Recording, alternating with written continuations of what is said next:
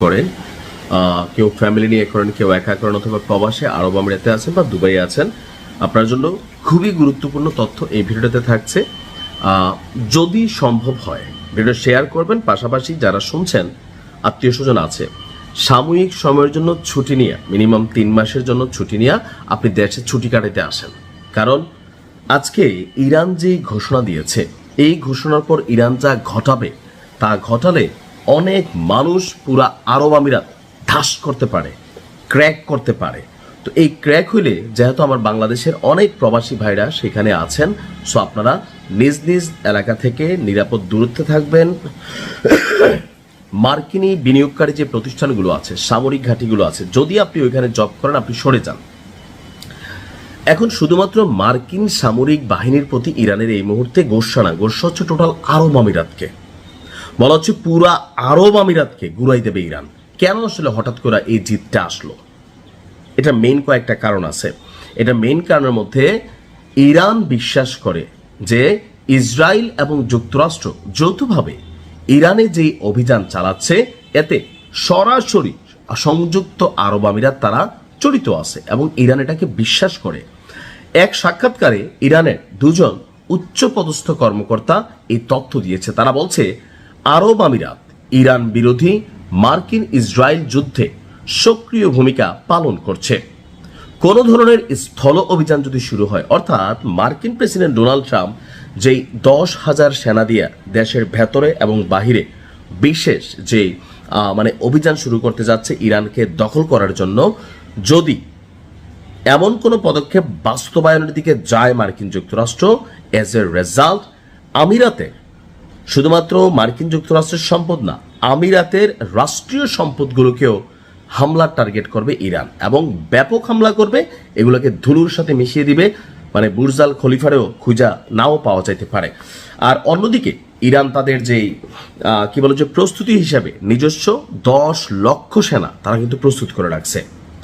1 মাস ধরে চলা এই যুদ্ধে ইরানের বক্তব্য হচ্ছে যে সংযুক্ত আরব আমিরাত অর্থনৈতিকভাবে, কৌশলগতভাবে, উস্কানিগতভাবে মার্কিন যুক্তরাষ্ট্রের কান ভারী করেছে।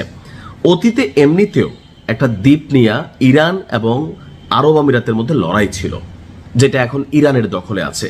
তবে অনেক আগে নাকি এটা দুবাইয়ের দখলে ছিল, পরবর্তী সময় ইরান এটা দখল করছে, দুবাই একবার নিয়েছে, আবার ইরান এটা ছিনাই নিয়েছে। তো এটা নিয়ে এই দুই দেশ আন্তর্জাতিক আদালত হয়ে গেছিল, এমনকি এটা নিয়ে আরব রাষ্ট্রগুলোর মধ্যে একটা গল্প ছিল বা কথোপকথন ছিল, কিন্তু আসলে রেজাল্ট আসে নাই।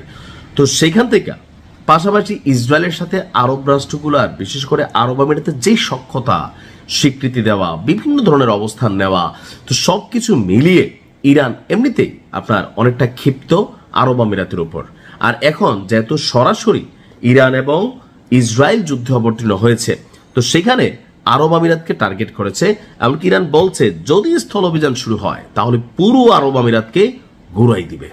আর ইরান কিন্তু কথা রাখবে। তো আমার মনে হয় যে বাংলাদেশের যারা ভাইরা আছেন, আমাদের নিউজগুলো মনোযোগ দিয়ে শোনেন। সাময়িক ছুটিতে হোক, 2 মাসের হোক, 3 মাসের, আপনি দেশে চলে আসেন।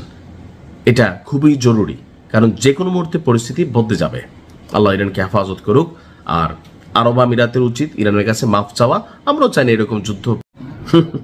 ভাবিয়ে মুসলিমের বউকে একে তো নাচুন না বুড়ি, আরো পাইছে ঢোলের বাড়ি। আমি ধন্যবাদ জানাই বীর যোদ্ধাদের। হিজু বীররা ইজ ব্যাক। যারা আবার ইরান, ইসরায়েল, প্যালেস্টাইন বা লেবানন, ইয়েমেন নিয়ে যুদ্ধের খবরগুলো শুনতেন, হিজু শব্দটার সাথে আপনারা পরিচিত আছেন। নামটা আমি পুরোটা নিতে পারি না, বাট বুঝতে পারছেন লেবাননের সেই বীর যোদ্ধারা, যারা একসময় ইসরায়েলকে কি পরিমাণ ডিস্টারবেন্স করছে। ইভেন ইসরায়েল বেশ কয়েকটা অভিযান চালানোর জন্য পরিপূর্ণ প্রস্তুতি, সীমান্তে সেনা জড়ো করার পরেও সরে আসছিল। কেন? কারণ হিজুরা আসলে কিন্তু বাঘের বাচ্চা, কারণ তাদের তো হারানোর কিছু নাই। তো ওই পরিস্থিতিতে লেবাননের সাথে যুদ্ধটা বহুদূর করায় না, এমনকি মার্কিন যুক্তরাষ্ট্র বা সেখানে ফ্রান্স, জার্মানি তারা পজিটিভ সিগন্যাল দেয় নাই। তো এখন আজকের দিনে যখন হিজুদের যে টিমটা, তাদের মূল বসকে ইরান, আমি আবারও বলি, মধ্যপ্রাচ্যে ইরান একমাত্র দেশ, মধ্যপ্রাচ্যের বিভিন্ন দেশে যারা তাদের বাহিনী পালে, লাইক আমেরিকা যেমন পালে। আর এই কারণে ইরানকে কাটার জন্য সবাই ব্যস্ত। তো লেবাননের এই যে হিজুদেরকে এত বছর যাবত তারা পালছে, পোষছে বা ফিলিস্তিনকে সেদিক দিয়ে ব্যাকআপ দিছে, এখন যখন খোদ ইরান আক্রান্ত, তাহলে হিজুরা কি করতেছে? ঝড়ের সময় আম কুড়াইতে হয়।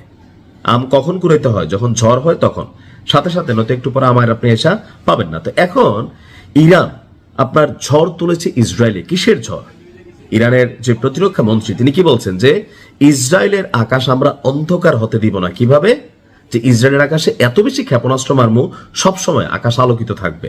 তো এই ক্ষেপণাস্ত্র বহরে এবার যোগ দিয়েছে আমাদের হিজুবীররা, একটা ঠিক সীমান্তের কাছ থেকে, আরেকটা দূর দেশ থেকে।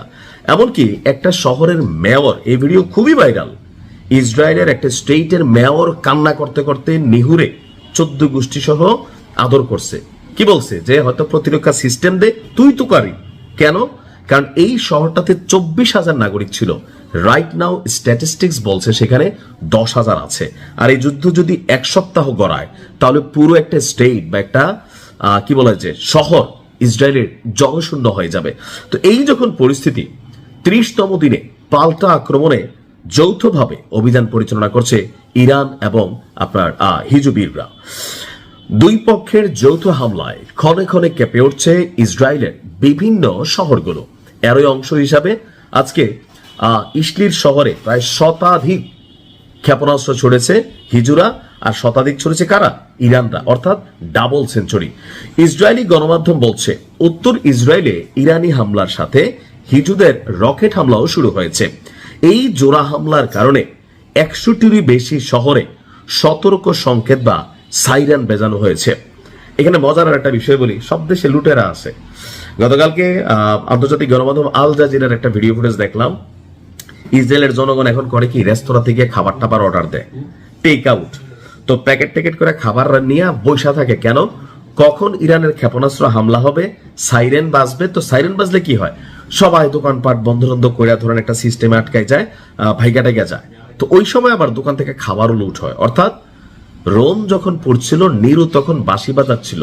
আছে না, বাংলাদেশেও দেখবেন যখন কোনো অ্যাক্সিডেন্ট হয়, এক গ্রুপ মানুষ সেখানে গিয়ে সেবা করে, আরেক গ্রুপ কার মোবাইল, কার কানে স্বর্ণ আছে, এগুলো লুটপাট করে। তো ইসরায়েলি গণমাধ্যম বলছে ইরান এবং হিজুদের ছোড়া ক্ষেপণাস্ত্রগুলো লক্ষ্যভ্রষ্ট বা ধ্বংস করার জন্য ইসরায়েল সর্বোচ্চ চেষ্টা করছে। হাইফা শহরটা মূলত ব্যাপক ক্ষতিগ্রস্ত হয়েছে। আর এই মুহূর্তে সর্বোচ্চ লেভেলের সতর্কতা জারি